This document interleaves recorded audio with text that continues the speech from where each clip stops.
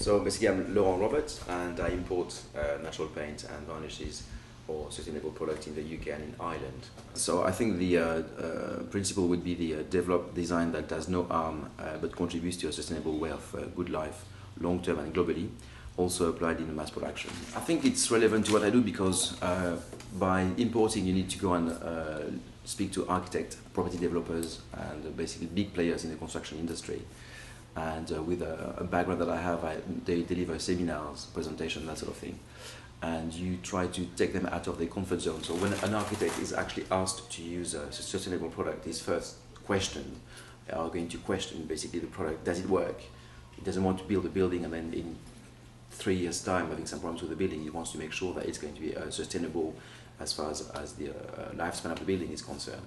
So you need to actually do some research on the product and then show them that it works through analysis and through good reports basically, and then present them the product that actually has been tried for, I wouldn't say centuries, but years and years, and then give them example.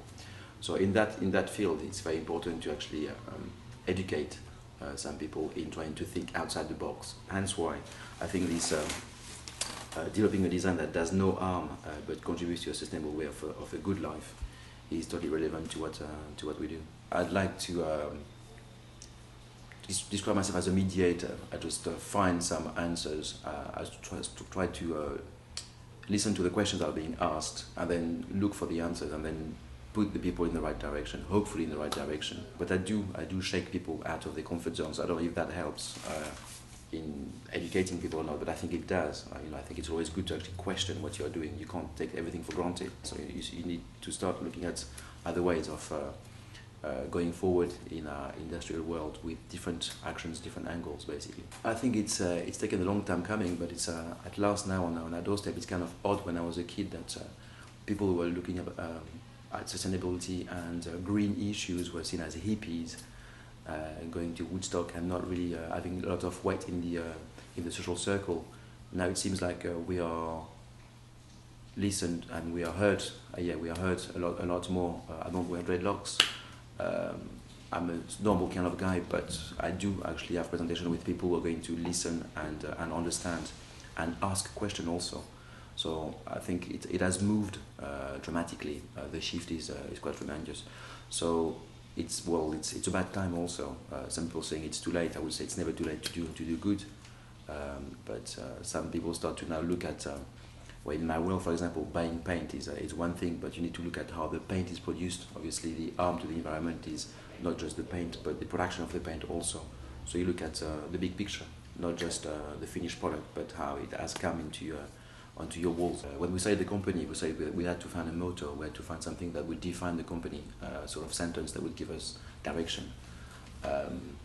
And the sentence we found was from a writer called Saint-Exupéry. I suppose many people know him. And he wrote, because the earth is not a present for my parents, but a loan for my children. It's exactly that.